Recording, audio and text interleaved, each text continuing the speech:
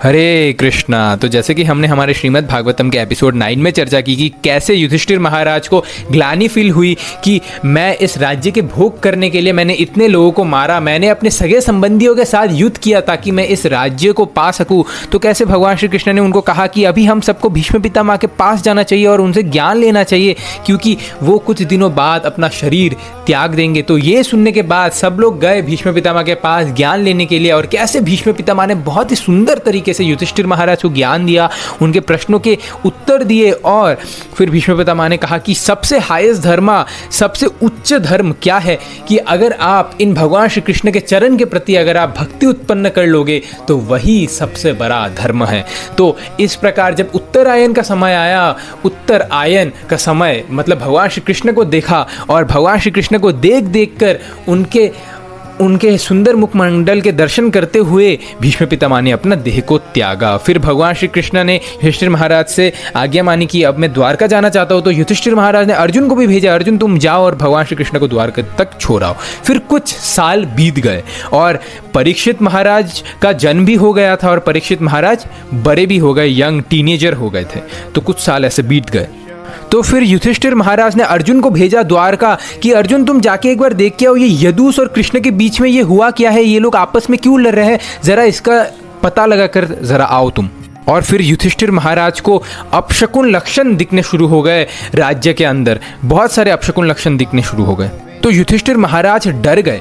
उन्होंने देखा कि जो ऋतुएं हैं, जो सीजन्स है, वो टाइम पे नहीं आ रही थी। समर सीजन टाइम पे नहीं आ रही थी, विंटर सीजन टाइम पे नहीं आ रही थी, मॉनसून सीजन टाइम पे नहीं आ रही थी। बादल आते तो थे लेकिन वो वर्षा नहीं करते थे। सुबह सुबह फॉग तो आ जाती थी लेकिन वो फॉग हटती नहीं थी। गाय दूध नहीं देती थी, और अगर गाय दूध देती थी तो बछड़े दूध पीते नहीं थे। उन्होंने देखा कि चारों तरफ अधर्म बढ़ रहा है, लोग सिर्फ अधर्म के कार्यों में लगे हुए हैं, बहुत तरीके के क्राइम्स कमिट किए जा रहे हैं। उन्होंने सोचा ये सब क्या हो रहा है, ऐसा तो कभी हमारे राज्य में हुआ ही नहीं। फिर युधिष्ठिर महाराज ने सोचा क्या वो परम भगवान श्री कृष्ण, जिन्होंने बहुत ही सुंदर सुंदर लीला करी इस पृथ्वी पर, इस अर्थ प्लेनेट पर, क्या उन्होंने अभी अपना लीला समाप्त करके वो धाम चले गए? युधिष्ठिर महाराज ऐसे ही सोच रहे थे, तभी उन्होंने देखा कि अर्जुन द्वारका से वापस आ रहे हैं। उन्होंने देखा अर्जुन बहुत ही ज़्यादा दुखी थे, और अर्जुन का जो तेज था, उनका जो इफल्जेंस लस्टर था, वो गायब हो चुका है, और अर्जुन अपने पैरों को खींच खींच कर आ रहे हैं। तो युधिष्ठिर महाराज ने पूछा अर्जुन ये क्या हो गया है, तुम इतने दुखी क्यों हो, और तुम्हारा जो तेज है ये गायब क्यों हो गया है? क्या तुमने कोई क्राइम कमिट किया है, क्या कोई पाप किया है, हुआ क्या है अर्जुन, मुझे बताओ। ऐसा क्या चीज़ है जो तुम्हें दुखी रख रही है, जिसके लिए तुम दुखी हो बहुत ही ज़्यादा, मुझे बताओ। फिर अर्जुन ने कहा युधिष्ठिर महाराज को, वो भगवान श्री कृष्ण जिनकी शक्ति के द्वारा हम हमेशा ग्लोरियस रहे, और जिनके शक्ति के द्वारा हमने बहुत ही बड़े बड़े कार्य किए, और जो हमारे आत्मा के भी आत्मा है, और जो हमारे जीवन का बेस फाउंडेशन है, वो परमात्मा भगवान श्री कृष्ण अपने धाम वापस चले गए। फिर अर्जुन का वॉइस चोक्ड हो गया था। उन्होंने कहा कि उन भगवान श्री कृष्ण के इच्छा के द्वारा यदुस ने आपस में लड़ाई की, एक दूसरे का सर फोड़कर वो मर गए, और इसके बाद भगवान श्री कृष्ण भी अपने धाम वापस चले गए। फिर अर्जुन ने कहा, अर्जुन बहुत ही ज़्यादा हार्ट ब्रोकन थे, उनके गले से आवाज़ नहीं निकल रही थी। उन्होंने कहा कि भगवान श्री कृष्ण के आंखों के सामने मैंने देखा, और भगवान श्री कृष्ण ने देखा कि कैसे द्वारका में फ्लड आ गई, बाढ़ आ गई। भगवान श्री कृष्ण ने मुझे इंस्ट्रक्शन दिया कि हे अर्जुन, जितने भी सारे रानियां हैं उनको तुम हस्तिनापुर ले जाओ, और उनके इंस्ट्रक्शन को सुनकर मैं रानियों को हस्तिनापुर लेके तो आ रहा था, लेकिन इतना ज़्यादा बाढ़ आई कि द्वारका सबमर्ज्ड हो गई, द्वारका डूब गई नदी बाढ़ में। और जितने भी कुछ रानियां जिनको मैं लेके आ रहा था मेरे साथ, मैं वही अर्जुन, वही सेम गांडीव के साथ मैंने अपनी सारी शक्तियां खो दी, और रास्ते में भील जाति के लोग, ट्राइबल्स ने हमारे ऊपर अटैक की, और मैं इतना कमज़ोर पड़ गया कि मैं अपने आप को ही नहीं बचा पाया। रानियों को बचाना तो दूर की बात, वो उन रानियों को भी अपने साथ ले गए, और मैं अभी आपके सामने निहत्ता इस कमज़ोर अवस्था में खड़ा हूँ। फिर युधिष्ठिर ने कहा, बस अब बहुत हो गया, अब मेरी अंदर कोई इच्छा नहीं है कि मैं ये राजपाट को संभालूं, और कलयुग ने भी अपना प्रभाव दिखाना शुरू कर दिया है और बहुत सारे अपशकुन गंदे गंदे लक्षण मुझे दिख रहे हैं। अब मैं पूरी तरीके से आसक्त हूँ, डिटैच्ड हूँ, मुझे अब इस राजपाट को बिल्कुल नहीं संभालना है। मैं तो अब वन की तरफ, जंगल की तरफ बढ़ना चाहता हूँ और भगवान का स्मरण करते हुए मैं अपने बाकी का जीवन व्यतीत करना चाहता हूँ, स्पिरिचुअलिटी में मैं अपने बाकी का जीवन व्यतीत करना चाहता हूँ। तो युधिष्ठिर महाराज ने परीक्षित को हस्तिनापुर का राजा बना दिया। तो अर्जुन के नाती थे, अभिमन्यु के पुत्र थे परीक्षित, उनको बना दिया हस्तिनापुर का राजा, और 5 पांडव और द्रौपदी वो लोग जंगल की तरफ बढ़ गए। महाभारत में बहुत ही सुंदर कथा आती है, स्वर्गारोहण कथा, कि कैसे वो लोग स्वर्ग की तरफ बढ़ते हैं, हिमालय से गुजरते हैं। तो ऐसा किया उन्होंने, ऐसे करके परीक्षित महाराज को राजा बनाकर वो लोग हिमालय की तरफ बढ़ गए। तो परीक्षित अब राजा बन चुके थे और उन्होंने बहुत ही अच्छी तरीके से ये राजपाट संभाला। उनके राज्य के अंदर जस्टिस था, प्रॉस्पेरिटी था और पीस था। ये सारी चीज़ें उनके राज्य के अंदर बहुत ही अच्छे से थे। परीक्षित महाराज के कुछ बच्चे थे, उनमें से सबसे बड़े थे जन्मेजय। अगर आपको नहीं पता जन्मेजय कौन है, तो जन्मेजय के ऊपर मैंने पहले ही एक वीडियो बनाकर रखी है, लिंक इस इन दी डिस्क्रिप्शन और ऊपर आई बटन में भी आ जाएगा, अगर आप चाहते हो तो आप देख सकते हो। तो एक दिन परीक्षित निकले अपने राज्य में सैर करने के लिए, जैसे राजा निकलता है देखने के लिए कि राज्य में सब कुछ ठीक चल रहा है कि नहीं चल रहा, लोग सुखी है या दुखी है, ये देखने के लिए परीक्षित महाराज निकले। तो एक जगह में उन्होंने देखा एक सफ़ेद गाय रो रही है और एक बुल, भैंस, बैल एक पैर में खड़ा हो रहा है। वो बैल अपने आप को एक पैरों में ही घसीट कर आगे बढ़ रहा है। तो ये जो सफ़ेद गाय है जो रो रही है वो है मदर अर्थ, पृथ्वी माता, और ये जो बैल है वो है धर्मा। तो वो दोनों, ये गाय और बैल आपस में कन्वर्सेशन, बातचीत कर रहे थे और परीक्षित महाराज उनके बातों को सुनने लगे। तो वो जो बैल था वो गाय से पूछने लगा, तुम रो क्यों रही हो? क्या तुम इसलिए रो रही हो क्योंकि तुमसे मेरा दुख और दर्द देखा नहीं जाता? अब वो बैल जो है वो तो एक पैर में खड़ा हुआ था और उसके जो बाकी 3 पैर थे वो तो कटे हुए थे, वो था नहीं उनके 3 पैर, तो एक पैर में खड़ा हुआ था वो बैल। तो वो बैल गाय को समझाने लगा, एक्चुअली ना ये दुनिया में क्या है, सुख और दुख ये तो रिलेटिव टर्म है, ये तो बना रहेगा, तो कभी सुख है तो कभी दुख है। असल में इस दुनिया में सुख है ही नहीं, हम दुख की अनुपस्थिति को सुख मान बैठते हैं। एक बार प्रभुपाद जी से किसी ने पूछा, स्वामी जी आप बताइए इस दुनिया में सुख कितना है और दुख कितना है? तो प्रभुपाद जी ने कहा, एक्चुअली ना इस दुनिया में सुख है ही नहीं, सिर्फ दुख ही दुख है। फिर से उस व्यक्ति ने पूछा, लेकिन कुछ तो सुख होगा ना, कुछ तो सुख होगा? तो प्रभुपाद जी ने कहा, हाँ सुख उतना ही है जितने सुख के वजह से हम दुख के बड़े पहाड़ के साथ चिपके रह सके। अगर किसी चीज़ को किसी एक चीज़ के साथ चिपकाना हो तो उसके लिए थोड़ा सा फेविकॉल चाहिए होता है ना, उतने मात्रा में ही सुख है। वो फेविकॉल जितना चाहिए उतने मात्रा में ही सुख है, ताकि हम दुख के बड़े पहाड़ के साथ चिपके रह सके। तो ऐसे करके उसने समझाने लगा कि एक गरीब व्यक्ति के लिए सुख क्या है। अगर उसको एक दिन अच्छे से खाना मिल गया तो वो ये गरीब व्यक्ति के लिए सुख है कि मुझे एक दिन अच्छे से खाना मिल गया। एक अमीर व्यक्ति के लिए दुख क्या है, अगर उसको खाने में गुलाब जामुन नहीं मिला तो उसको दुख है कि अरे मुझे तो गुलाब जामुन नहीं मिला आज खाने में।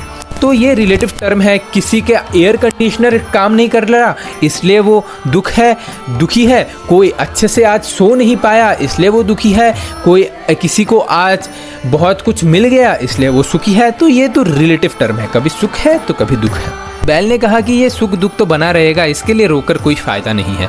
तो गाय ने कहा, नहीं मैं इसके लिए नहीं रो रही हूँ, मैं इसलिए रो रही हूँ क्योंकि बहुत सारे पाप मेरे ऊपर कमिट किए गए हैं। मैं तो पृथ्वी हूँ, मेरे ऊपर बहुत सारे पाप कमिट किए गए हैं। गो हत्या हो रही है, चोरी हो रही है, मर्डर हो रही है, रेप हो रहा है, इलिसिट रिलेशन हो रहा है। कैसे करके लोगों का जो मेंटेलिटी है वो कैसे करके नीचे जा रहा है। लोग कैसे कैसे करके धर्म को त्याग रहे हैं और अधर्म का आलिंगन कर रहे हैं। लोग कितना पापी हो रहे हैं। मैं इसलिए दुखी हूँ क्योंकि मेरे ऊपर बहुत सारे क्राइम्स, सिंस कमिट किए जा रहे हैं। तो परीक्षित उनके ये जो कन्वर्सेशन है ये सुन रहे थे और इस कन्वर्सेशन को सुन के वो उनको बहुत ही ज़्यादा आत्मग्लानि हुआ कि मेरे राज्य के अंदर ये सब हो रहा है। तो फिर तब उन्होंने, परीक्षित ने देखा एक बहुत ही गंदा दिखने वाला व्यक्ति, डार्क कम्प्लेक्शन, काले रंग का, उसके हाथ में एक छरी है। वो छरी लेके आया और वो जो बैल का जो एक पैर था उसको तोड़ने लग गया। अब बैल के जो 4 पैर थे वो धर्म के 4 पिलर है। धर्म के 4 पिलर क्या है? तप, शौचम, दया, सत्यम। तप मीन्स ऑस्टेरिटी, शौचम मीन्स क्लीनलीनेस, दया मीन्स मर्सी और सत्यम मीन्स ट्रुथफुलनेस। जो तप था वो सतयुग में ख़त्म हो गया, जो शौचम था क्लीनलीनेस वो त्रेता युग में ख़त्म हो गया, द्वापर युग में दया ख़त्म हो गया और कलयुग में सिर्फ ट्रुथफुलनेस ही बचा है हुआ है कलयुग में। तो इस ट्रुथफुलनेस, ये जो एक पिलर है धर्म का, वो भी ये कलयुग तोड़ने लग गया। तो परीक्षित महाराज बहुत ही ज़्यादा गर्म हो गए। परीक्षित महाराज ने कहा, तुम्हारे अंदर ये हिम्मत है कि तुम मेरे सामने गाय की हत्या करोगे और बैल को मारोगे। एक राजा का कर्तव्य होता है कि वो अपने राज्य में देखे कि सब लोग सुख है, खुशी में है, अच्छे से रह रहे हैं, इवन जानवर भी अच्छे से रह रहे हैं कि नहीं रह रहे हैं। ये एक राजा का कर्तव्य होता है। और तुम्हारा इतना दुस्साहस, तुम मेरे सामने इनको हर्ट करोगे, उनको मारोगे। तो परीक्षित महाराज ने अपना तलवार निकाल लिया और उन्होंने कहा, इस तलवार से अब मैं तुम्हारा वध करूंगा। तो कलयुग भागने लगा और परीक्षित महाराज भी कलयुग के पीछे पीछे भागने लगा। फिर कलयुग को पकड़ लिया परीक्षित महाराज ने। तो कलयुग डर गया। तो जब कलयुग डर गया तब कलयुग शरणागत हो गया परीक्षित महाराज के। हे महाराज मुझे मत मारिए, मुझे मत मारिए, मैं अभी आपके शरणागत हूं, मैं अभी कोई पाप नहीं करूंगा, आप मुझे मत मारिए। फिर परीक्षित महाराज ने उससे पूछा कि तुम हो कौन और इतने गंदे दिखते हो, तुम्हारा वेशभूषा तो एक राजा की तरह है और तुम इतने घिनौने हरकत कर रहे हो। मेरे राज्य में तुम गौ की हत्या कर रहे हो, तुम गौ मातों को मारोगे, तुम हो कौन और मेरे राज्य में आए कैसे तुम? फिर उसने कहा कि मैं कलयुग हूँ, मैं I am the personification of कली। मैं ये युग हूँ जिसमें अधर्म बढ़ेगा, जिसमें लोग डिस्टर्ब रहेंगे, जिसमें लोगों का मेंटेलिटी एकदम गंदा होगा, लोग अधर्म के कार्य ज्यादा करेंगे, मैं वो वाला युग हूँ। परीक्षित ने उससे पूछा, तो तुम मेरे राज्य में क्या कर रहे हो? तो कलयुग ने कहा कि by the will of God, भगवान की इच्छा से मैं आया हूँ। जैसे 4 युग होते हैं, आपको तो पता ही होगा परीक्षित महाराज, सतयुग, त्रेता युग, द्वापर युग, कलयुग। सतयुग चला गया, त्रेता युग चला गया, द्वापर युग चला गया, अभी कलयुग का समय है, तो अभी मेरा समय है और भगवान की इच्छा से मैं आया हूँ। तो आपको मुझे कुछ जगह देना होगा जहां पर मैं रह सकूं, वरना कैसे होगा? वरना आप भगवान के साथ छेड़छाड़ करोगे, भगवान के नेचर के साथ छेड़छाड़ करोगे। आपको मुझे जगह देना होगा आपके राज्य में रहने के लिए। परीक्षित महाराज ने सोचा, हाँ ये बात तो ये सही बोल रहा है, अभी इसका ही टाइम है, कलयुग का टाइम है, अब मुझे तो कुछ जगह देना होगा उसको रहने के लिए। फिर परीक्षित महाराज ने कहा, मैं तुमको 4 जगह दे रहा हूँ, इन चारों जगह में तुम रह सकते हो। परीक्षित महाराज ने कहा, जहां पर इलिसिट सेक्स हो, जहां पर अवैध रिलेशनशिप, अवैध संबंध बनाया जा रहा हो, वहां तुम रह सकते हो। जहां पर मीट ईटिंग हो, पशु हत्या हो, गौ हत्या हो, वहां तुम रह सकते हो। जहां पर गैम्बलिंग, जुआ खेलना हो, वहां पर तुम रह सकते हो। जहां पर इंटॉक्सिकेशन, नशा करना, दारू पीना, ड्रग्स लेना, जो ये सब गंदे चीजें, गंदे हरकत हो, वहां पर तुम रह सकते हो।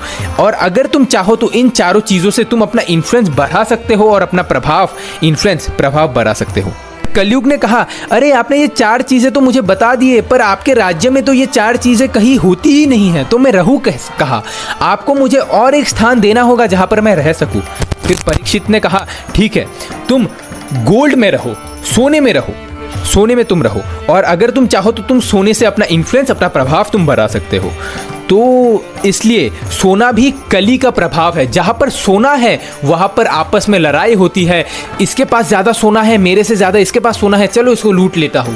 इसके भाई भाई में लड़ाई होती है, सोने के लिए, जमीन के लिए, सोना, प्रॉपर्टी, इन सब के लिए लड़ाई होता है। तो परीक्षित महाराज ने उनको, कलयुग को कहा कि तुम सोने में रह सकते हो, तुम गोल्ड में रह सकते हो। तो परीक्षित महाराज स्वर्ण का मुकुट पहने हुए थे, स्वर्ण का मुकुट धारण किए हुए थे। तो कलयुग परीक्षित महाराज के मुकुट के अंदर घुस गए, परीक्षित महाराज के अंदर घुस गए। फिर परीक्षित महाराज वहां से चले।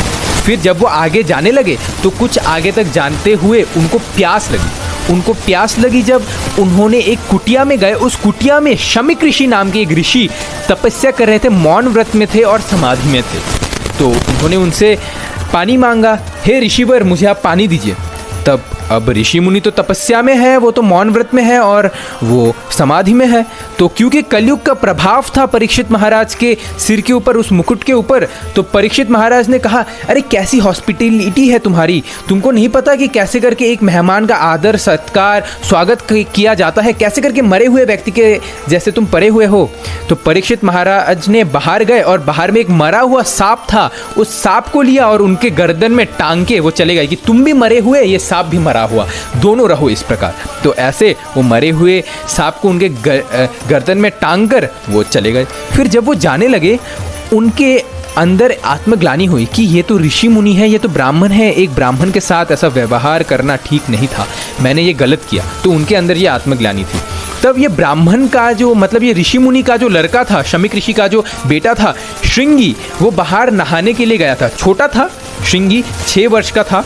तो उसने उसके अंदर जो योगिक शक्ति थी, उस योगिक शक्ति के द्वारा उसने ये जान लिया था कि उसके पिता के साथ ऐसा ऐसा हुआ है। तो वो जब आया, उसने देखा कि उसके पिता के गले में मरा हुआ सांप लटका हुआ है। तो उसने कहा, ये राजा, ये किंग, उनका ये कर्तव्य होता है कि वो अपने प्रजा की रक्षा करे, वो अपनी प्रजा को प्रोटेक्ट करे, उनको साधन दे, उनका रेस्पेक्ट करे। और यही राजा हमारे ऊपर अत्याचार कर रहे हैं, हमारे ऊपर सांप टांग कर चले गए हैं। मैं उस राजा को श्राप देता हूँ जिसने मेरे पिताजी के ऊपर ऐसा मरा हुआ सांप डाल के चला गया। मैं उसको ये श्राप देता हूँ कि 7 दिन के अंदर ही अंदर तक्षक नाग आए और उसको डसे और वो राजा वही के वही मर जाए। तो श्रृंगी ऋषि अब कलयुग को क्या कहा था, गोल्ड में घुसने के बाद अगर तुम चाहो तो तुम वहाँ से अपना प्रभाव बढ़ा सकते हो। तो कलयुग वहाँ से अपना प्रभाव बढ़ाया और वो कलयुग श्रृंगी ऋषि के अंदर घुस गए। तो श्रृंगी ऋषि भी अपने ब्राह्मणत्व का, अपने ब्राह्मण होने का जो घमंड था उसका गलत उपयोग किया और उन्होंने एक महान राजा परीक्षित महाराज को उन्होंने श्राप दे दिया। और इस श्राप के चलते हुए जो ब्राह्मणों का जो क्वालिटीज़ था, ब्राह्मणों का पतन होना शुरू हो गया। फिर इसके बारे में मैंने गौड़िया हिस्ट्री के ऊपर एक वीडियो बनाई हुई है, अगर आपको देखना है तो आप देख सकते हो। तो ऐसे करके उन्हें श्राप दिया। फिर जब शमीक ऋषि तपस्या करके उठे, तब शमीक ऋषि ने देखा, अरे ये मरा हुआ सांप मेरे गले में। तो उन्होंने सांप को हटाया। फिर श्रृंगी ऋषि ने कहा, पिताजी ऐसा ऐसा हुआ, ये परीक्षित महाराज आए थे, उन्होंने आपके गले में ये सांप टांग कर चले गए और मैंने उनको श्राप दे दिया। फिर शमीक ऋषि को बहुत ही ज़्यादा दुख हुआ कि बेटा तुमको ऐसा बिल्कुल नहीं करना चाहिए था। वो एक धार्मिक राजा है, उनके कारण ही ये जो राज्य में धर्म अभी तक बना हुआ है, वरना कलयुग का प्रभाव तो कितने पहले ही हो गया था, लेकिन सिर्फ परीक्षित महाराज के कारण ही इस राज्य में धर्म बना हुआ है। तुमने एक छोटे से गलती के लिए उनको इतना बड़ा श्राप दे दिया, बेटा तुमको ऐसा नहीं करना चाहिए था। उन राजा को तो पता भी नहीं है कि 7 दिन के अंदर ही अंदर उनका मृत्यु हो जाएगा। हे श्रृंगी, कम से कम तुम जाओ उन राजा को, परीक्षित महाराज को बोल कर तो आओ कि 7 दिन के अंदर अंदर आपका मृत्यु हो जाएगी और मैंने आपको ऐसा श्राप दिया है। हे श्रृंगी, तुमने ये बहुत ही गलत काम किया है, तुम जाओ और परीक्षित महाराज को इन्फॉर्म करो। तो श्रृंगी ऋषि गए, हस्तिनापुर गए। हस्तिनापुर में जाकर उन्होंने कहा परीक्षित महाराज को कि आपने ऐसा ऐसा किया और मैंने अपने गलती के कारण, मैंने ना समझ होकर मैंने आपको श्राप दे दिया और मैंने आपको ये श्राप दिया कि 7 दिन के अंदर अंदर तक्षक नाग आएगा, आपको डसेगा और आप मर जाओगे। परीक्षित महाराज को ये पता चला कि 7 दिन के अंदर उनका मृत्यु हो जाएगा। अब सोचिए, अगर हम में से किसी को ये पता चले कि 7 दिन के बाद हमारी मृत्यु हो जाएगी, हम लोग कितने ज़्यादा डर जाएंगे। हम लोग कुछ ना कुछ उपाय ढूंढेंगे कि मैं कैसे करके बच सकूँ, क्या कर सकूँ, ये कर सकूँ। लेकिन परीक्षित महाराज का आप रिलीजियोसिटी देखिए, उनकी आप भक्ति देखिए। नहीं, उन्होंने सोचा अच्छा ठीक है, आपने श्राप दिया, यहाँ पर 7 दिन ही तो है, हर कोई 7 दिनों के अंदर ही तो मरता है। 7 दिन ही तो है हमारे पास। अगर आप संडे से शुरू करोगे तो सैटरडे को ख़त्म हो जाएगा, अगर आप मंडे से शुरू करोगे तो संडे को ख़त्म हो जाएगा। सब लोग इन 7 दिनों के अंदर ही तो मरते हैं, कोई बात नहीं।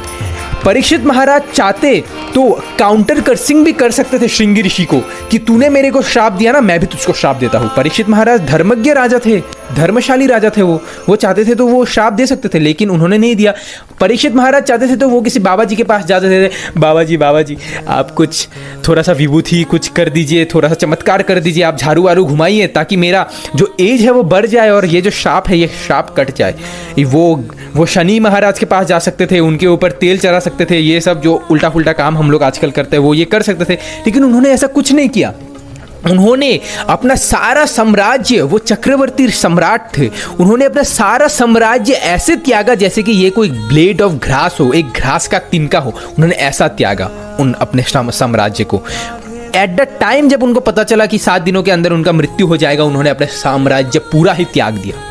वो चक्रवर्ती सम्राट थे, उन्होंने बिना कोई इंस्ट्रक्शन दिए ही वो चल पड़े। उन्होंने ऐसा नहीं कहा अरे अरे मेरे बैंक अकाउंट में इतना पैसा है, ज़रा वो देख लेना, मेरे बीवी बच्चे को ये पैसा दे देना, वो लोग तो अकेले पड़ जाएंगे मेरे बाद, मेरे बेटा जन्मे जाए का ध्यान रखना, मैं ना गैस में दूध चढ़ा कर आया था, देखना तो ज़रा वो उबाल गया क्या, अगर वो उबाल गया तो गैस बंद कर देना। उन्होंने ऐसा कुछ नहीं कहा। जन्मे जाए तब सिर्फ 7 वर्ष के थे, उन्होंने कहा you take care of yourself, वैसे भी भगवान पालने वाले हैं, वो तुमको पालेंगे, अब मेरी प्रायोरिटीज चेंज हो गई है, अब मैं ये राजपाट नहीं संभालने वाला। उन्होंने ऐसा त्यागा जैसे कि ये ब्लेड ऑफ ग्रास है, और वो चल पड़े, वो गंगा नदी के तट पे चले गए। जब परीक्षित महाराज गए गंगा नदी के तट पे, वो वहां बैठ गए। अब the sages of the universe, जितने भी सारे महान महान ऋषि मुनि थे, अब आपको तो पता है उनके पास ब्लूटूथ कनेक्शन है, बाय देयर डिवाइन इंटरनेट उनको ये पता चल गया कि परीक्षित महाराज को ऐसा ऐसा श्राप मिला है और वो अभी गंगा नदी के तट पर है। सब लोग वहां पहुंच गए, जितने भी सारे ऋषि मुनि थे सब वहां पहुंच गए। कौन कौन आए? वेद व्यास आए, वेद व्यास जी के पिता पराशर मुनि आए, पराशर मुनि के गुरु शक्ति, शक्ति के गुरु वशिष्ठ, और भी बहुत सारे ऋषि मुनि आए, अत्रि मुनि आए, पुलस्त्य मुनि आए, पुलाहा आए, नारद मुनि आए, बहुत लोग आए वहां पर, और बहुत सारे ऋषि मुनि आए परीक्षित महाराज से मिलने। तो सारे ऋषि मुनियों ने कहा परीक्षित, हमने सुना है कि आपको श्राप मिला है कि आप 7 दिन के बाद आप मर जाओगे। परीक्षित महाराज ने कहा एक श्राप वो होता है जो मिसफॉर्चून, अपशकुन क्रिएट करे, लेकिन इन माय केस, मेरे केस में तो ये तो मेरा फॉर्चून है कि मुझे आप सारे महान महान महर्षियों का दर्शन हो रहा है, आपका एसोसिएशन मिल रहा है। एक श्राप तो वही होता है जिसके कारण मुझे दुख मिले, मुझे कष्ट मिले, लेकिन इस श्राप के कारण तो मुझे आप सबके दर्शन हो रहे हैं, क्या कोई इसे श्राप कहेगा? ये तो ब्लेसिंग है, ब्लेसिंग। तो उन्होंने ऐसा कहा। फिर उन्होंने कहा ये सब बेकार की बात है, इनको आप छोड़िए, मेरे अंदर अभी बहुत सारे प्रश्न हैं, कौन है जो मेरे प्रश्न का उत्तर देना चाहेगा? परीक्षित महाराज ने एक व्यास आसन बिठाया, स्पीकर सीट बिठाया गंगा नदी के तट पे। उन्होंने कहा जो मेरे प्रश्नों का उत्तर दे सकेगा वो आकर प्लीज कृपया करके इस व्यास आसन में बैठिए। तो सब लोग डर गए, अभी कैसे कैसे प्रश्न पूछेंगे परीक्षित महाराज, अभी वो मृत्यु के करीब है, अगर हार्ड प्रश्न हो गया, अगर बहुत ही ज़्यादा कठिन प्रश्न हो गया और हमारे पास उसका उत्तर देने के लिए कोई सवाल उत्तर ही ना रहे तो हम क्या करें? फिर सब लोग ऐसे आलोचना करने लगे, डिस्कशन करने लगे कि कौन बैठे व्यास आसन में, कौन बैठे व्यास आसन में। फिर बिना कुछ कहे, बिना कुछ सुने वहां से चलते हुए आए सुखदेव गोस्वामी, 16 साल के सुखदेव गोस्वामी जो कि वेद व्यास के पुत्र थे, वो आए और व्यास आसन में बैठ गए। ये वही सुखदेव गोस्वामी है जिनके बारे में हमने चर्चा की थी हमारे श्रीमद् भागवतम के एपिसोड 2 में, जो कि श्रीमती राधा रानी का तोता है। ये वही तोता है जिन्होंने अमर कथा सुनी थी और वेद व्यास जी के पत्नी के गर्भ के अंदर घुस गए थे और 9 महीने तक वो पत्नी के गर्भ के अंदर थे और बाहर नहीं निकले। फिर ऐसे करके 9 महीने तक जब उनका शरीर विकसित हो गया था, उन्होंने अपने योगिक बल के द्वारा अपने आप को अपने माता के पेट के अंदर ही रखा और 16 वर्ष बीत गए लेकिन वो बाहर नहीं आए। अपने योगिक शक्ति के द्वारा उन्होंने अपना साइज इतना ही रखा। और जब वेद व्यास मंत्र चैंट किया करते थे, वेदों के मंत्र चैंट किया करते थे, तो गर्भ के अंदर से वो बच्चा वेद व्यास को करेक्ट करता था कि ये मंत्र ऐसा नहीं है, ये मंत्र आपने गलत चैंट किया, ये मंत्र वैसा है। तो वेद व्यास कहता था अरे ये तो अभी तक बाहर भी नहीं निकला, ये अभी से मुझे करेक्ट कर रहा है। तो वेद व्यास जी ने पूछा उससे, अरे पुत्र तुम हो कौन, ये तो बताओ। तो गर्व से आवाज आई कि हे पिता, आप मुझसे पूछ रहे हो मैं कौन हूं? मैंने तो अब तक जन्म तक नहीं लिया, मैंने तो अलग अलग जन्म में अलग अलग मैं योनियों में था, मुझे कैसे पता होगा मैं कौन हूं? तो वेद व्यास जी ने कहा अरे तुम तो बहुत ही ज़्यादा इंटेलेक्ट हो, इतने ज़्यादा बुद्धिमान हो, अगर तुम इतने ज़्यादा बुद्धिमान हो तो तुम बाहर क्यों नहीं आ रहे? तो उसने कहा मैं बाहर आऊँगा ना तो मैं ये माया में फंस जाऊँगा, मैं बाहर नहीं आने वाला। फिर जैसे आपको पता है कि माया का मालिक भगवान श्री कृष्ण ने आकर उनको ये सांत्वना दी कि नहीं तुम बाहर आओ, तुम माया में नहीं फंसोगे। तो जैसे वो बाहर निकले उन्होंने अपना शरीर एक 16 साल के बच्चे के रूप में कर दिया और वो चल पड़े। वो तो ब्रह्मज्ञानी थे, वो चल पड़े। फिर आपको पता ही है कि कैसे वेद व्यास जी ने अपने शिष्य को भेजा और उनको कहा कि तुम श्रीमद् भागवतम के मंत्र कहो और उनको वापस लेकर आओ। फिर ये श्रीमद् भागवतम वेद व्यास ने सुनाया सुखदेव गोस्वामी को और अब सुखदेव गोस्वामी आए अपने ब्रह्म जिज्ञासा में। वो सुखदेव गोस्वामी एकदम डिवाइन ट्रांस में थे। सुखदेव गोस्वामी इस ट्रांस में वो बैठे व्यास आसन में और परीक्षित महाराज के प्रश्नों का उत्तर देना उन्होंने शुरू किया। तो फिर परीक्षित महाराज ने कहा हे ऋषि, आप यहाँ आए उसके लिए बहुत बहुत धन्यवाद, बहुत बहुत शुक्रिया।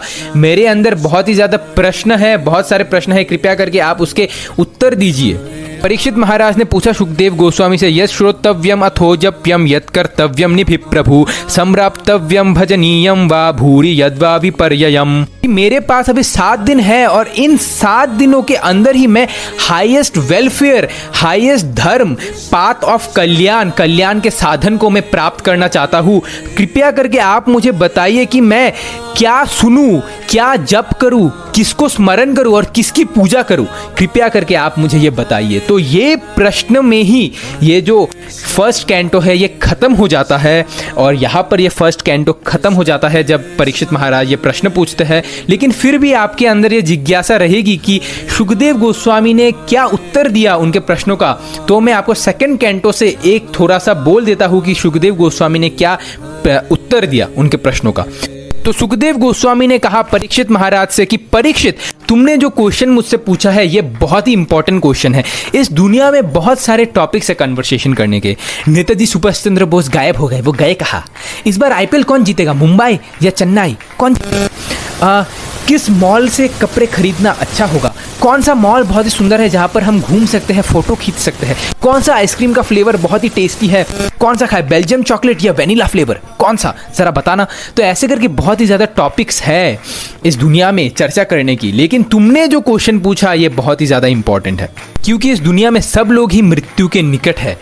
तो परीक्षित, मेरा पहला एडवाइस है तुमको कि मृत्यु का जो भय है उससे तुम फियरलेस हो जाओ। बिकम फियरलेस ऑफ दैट, निर्भय हो जाओ मृत्यु के भय से। अच्छा, तुम ये निर्भय होगे कैसे? डिटैचमेंट से तुम निर्भय होगे। जितना ज़्यादा हमारा अटैचमेंट रहेगा संसार की चीज़ों से, उतना ज़्यादा हम मृत्यु से डरेंगे कि जब मैं मर जाऊंगा मेरे पत्नी को कौन देखेगा, मेरे इतना सारा धन, इतना प्रॉपर्टी, इतना साम्राज्य, उसको कौन संभालेगा, मेरा ये जो दुकान है, इतना बड़ा मल्टी स्टोरी अपार्टमेंट है, इसको कौन देखेगा, ये सब तो मुझसे छूट जाएगा, मैं तो मर जाऊंगा, कैसे होगा, ये नहीं, वो होगा, ये होगा। ऐसा लोगों का अटैचमेंट ही उनके मृत्यु का भय बन जाता है। अगर हम धन से अटैच हैं तो हम पॉवर्टी, गरीबी से डरेंगे। अगर हम प्रेस्टीज, प्राइड से अटैच्ड है तो हम ह्यूमिलिटी से डरेंगे। ऐसे ही हम जिस जिस चीज़ों से अटैच्ड है उन चीज़ों का चले जाने से हम उससे भय हो जाएंगे। और मृत्यु के समय तो सब कुछ चला जाता है। तो जो व्यक्ति बहुत ही ज़्यादा अटैच्ड है वो मृत्यु से हर पल डरेगा कि अगर ये सब कुछ चला गया तो, अगर मुझे कुछ हो गया तो, ये हो गया तो। इसलिए परीक्षित, मेरा पहला एडवाइस है तुम्हें, बिकम फियरलेस ऑफ डेथ, मृत्यु से निर्भय हो जाओ। इसलिए परीक्षित, तुम डिटैच्ड हो जाओ, तुम वैराग्य हो जाओ। और परीक्षित, अभी तुम अपने आप को इंस्पायर करो कि तुमको ये 7 दिन मिला है। इस 7 दिन में तुम ताकि हाईएस्ट वेलफेयर को प्राप्त कर सको, तुमको जो ये 7 दिन मिला है ये कम समय नहीं है। आपके पूर्वज महाराज खटवांग, उनको तो सिर्फ 15 मिनट मिले थे। एक्चुअली महाराज खटवांग, जो देवासुर संग्राम हुआ था, असुर और देवताओं के बीच में जो फाइट हुआ था, तब महाराज खटवांग देवताओं के तरफ से युद्ध किया था और उन्होंने अपने बहुत ही सारी शक्ति से उन्होंने असुरों को हराया था देवताओं के साथ मिलकर। तो जब देवताओं ने उनसे पूछा कि मुझसे कुछ वरदान मांगो, हम तुमको वरदान देना चाहते हैं, तो महाराज खटवांग ने पूछा कि मेरे पास मृत्यु के लिए कितना समय बाकी है? तो उन्होंने कहा आपके पास मृत्यु के लिए सिर्फ 1 घड़ी बाकी है। एक प्रहर में 3 घंटा होता है, मुहूर्त में 1.5 आवर होता है, 1.5 घंटा होता है, और घड़ी में सिर्फ 15 मिनट बाकी है। तो उन्होंने कहा कि आपके पास सिर्फ 1 घड़ी बाकी है, सिर्फ 15 मिनट बाकी है। तो उन्होंने इन 15 मिनट में ही भगवान को सरेंडर किया और भगवान के धाम चले गए। उनके पास तो सिर्फ 15 मिनट थे। परीक्षित, तुम्हारे पास वो 7 दिन है, तुम्हारे पास अभी भी बहुत समय है, तुम अभी भी भगवान को सरेंडर कर सकते हो। तो इसके लिए तुम अपने आप को इंस्पायर करो। तो परीक्षित, आपको तो पता है आपकी मृत्यु कब होगी। ज़्यादातर लोगों तो ये तक नहीं पता कि उनकी मृत्यु कब होगी। इवन ज़्यादातर लोग ये सोचते हैं कि उनकी मृत्यु कभी होगी ही नहीं। लेकिन परीक्षित, आपको तो पता है कि आप कब मरने वाले हो। तो इस एडवांटेज को लेकर आप प्रिपरेशन कर सकते हो अपने डेथ के लिए कि आप कैसे करके दी हाईएस्ट वेलफेयर को प्राप्त कर सको। फिर सुखदेव गोस्वामी ने कहा तस्मात् भारत सर्वात्मा भगवान ईश्वरो हरि श्रोतव्य कीर्तव्यश्च स्मर्तव्य चेत भाभयम्। सिर्फ ये 3 चीजें करो हे परीक्षित। श्रोतव्य, भगवान के बारे में सुनो। श्रवणम, कीर्तितव्यश्च, उनके नाम रूप गुण लीलाओं का कीर्तन करो, हरे कृष्ण कीर्तन करो। और स्मर्तव्यश्च, उनके गुण लीलाओं के ऊपर मेडिटेट करो, उनके ऊपर ध्यान लगाओ। बस ये 3 चीजें करो हे परीक्षित, तुम्हारा जीवन तर जाएगा। सुखदेव गोस्वामी ने कहा कि तुम बस ये 3 चीजें करो, ये 3 चीजें करो, भगवान के बारे में श्रवण करो, उनका कीर्तन करो और स्मरण करो। अब परीक्षित महाराज के पास तो 7 दिन थे, क्या हमारे पास ये 7 दिन है? ये हमें अपने आप से पूछना चाहिए। परीक्षित महाराज के पास 7 दिन थे, क्या हम ये अपने आप को ये गारंटी दे सकते हैं कि हम कल का सूरज देख सकते हैं? जब युधिष्ठिर महाराज से पूछा गया कि ऐसा क्या चीज़ है जो लोगों को बांध के रखता है संसार में, तब युधिष्ठिर महाराज ने कहा कि लोग तो देख रहे हैं कि अपने आंखों के सामने देख रहे हैं कि डेली कोई ना कोई मर रहा है, फिर भी वो लोग सोचते हैं कि मेरे पास अभी भी समय है, मैं अभी नहीं मरूंगा, मेरे पास अभी भी समय है। एक शिशु माँ के गर्भ में मर जाता है तो क्या हमारे पास ये समय है?